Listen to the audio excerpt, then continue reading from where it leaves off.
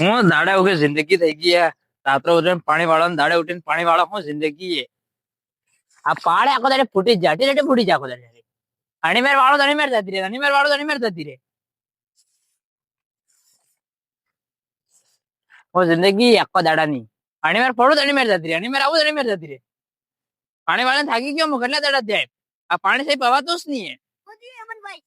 આ પાણી વાળાને થાકી ગયો હું. હું કરો હું જિંદગી એ ડોગરો આખો દાડે કામ માં જ મોકલે. થાકી કરીને ઘરે નહીં બેવા દેતો હોય.